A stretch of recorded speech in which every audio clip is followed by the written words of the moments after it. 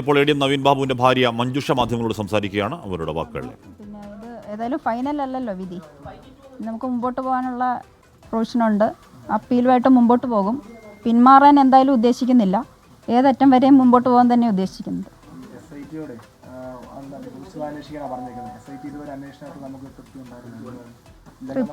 തൃപ്തി നമ്മൾ ഇവിടെ ഞാൻ ഹർജി സമർപ്പിച്ചത്. ഈ ഹർജി ഇരുകൂട്ടരുടെ വാദം കേട്ടിരുന്നല്ലോ ഹർജിന്മേൽ. അപ്പോൾ നിങ്ങളുടെ ഭാഗം ഹൈക്കോടതി വേണ്ട രീതിയിൽ പരിഗണിച്ചില്ല എന്നാണ് തോന്നുന്നത്. ഹൈക്കോടതി പരിഗണിച്ചില്ല, അതാണല്ലോ ഉത്തരവ് വന്നിരിക്കുന്ന. ഹൈക്കോടതി കൃത്യമായിട്ട് പരിഗണിക്കാത്തതുകൊണ്ടാണല്ലോ ഇങ്ങനൊരു ഉത്തരവ് വന്നത്.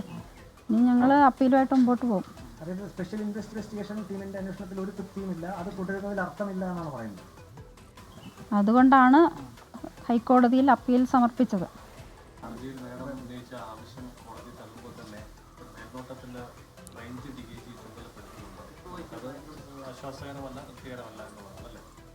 തൃപ്തികരമല്ല.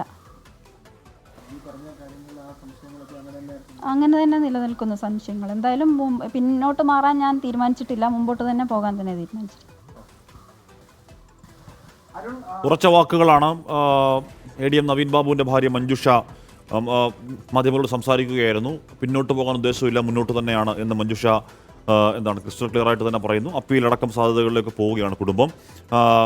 എ.ഡി.എം. ആയിരുന്ന നവീൻ ബാബുവിൻ്റെ മരണത്തിൽ CBI അന്വേഷണം ആവശ്യപ്പെട്ട് ഭാര്യ മഞ്ജുഷയാണ് ഹൈക്കോടതിയിൽ ഹർജി നൽകി. അതാണിപ്പോൾ ഹൈക്കോടതി തള്ളുന്നത്. CBI അന്വേഷണത്തിന് ആവശ്യമില്ല എന്ന് കോടതി പറയുകയാണ്. നരഹത്യ അടക്കം സംശയിക്കുന്നാൽ CBI അന്വേഷണം വേണമെന്നായിരുന്നു മഞ്ജുഷയുടെ ആവശ്യം. കോടതി നിർദ്ദേശിച്ചാൽ ഏറ്റെടുക്കാം എന്നതും CBI അറിയിച്ചതാണ്. പക്ഷേ കോടതി നിർദ്ദേശിക്കുന്നില്ല, ഹർജി തീർപ്പാക്കുന്നു.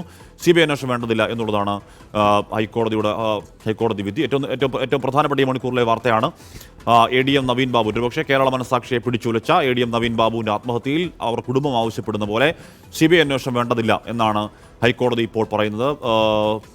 കൗസടപ്പത്തിൻ്റെ ബെഞ്ചാണ് ആ വിധി പ്രസ്താവിക്കുന്നത്. അതിന് കാരണം ഇത്തരത്തിൽ നേരത്തെ നമ്മൾ ഈ കേസിൻ്റെ വാദത്തിലുടനീളം കോടതിയുടെ നിരീക്ഷണം, കോടതിയുടെ മൂഡ് ആ രീതിയിൽ തന്നെയായിരുന്നു.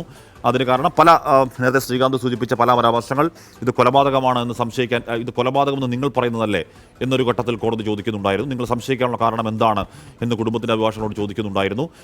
പ്രതി CPM നേതാവാണ് എന്നതുകൊണ്ട് മാത്രം എന്നതിനപ്പുറം ഇത് രാഷ്ട്രീയ പ്രേരിതമാണ് എന്ന് പറയാൻ വേറെന്തെങ്കിലും കാരണമുണ്ടോ എന്ന് കോടതി ചോദിക്കുന്നുണ്ടായിരുന്നു.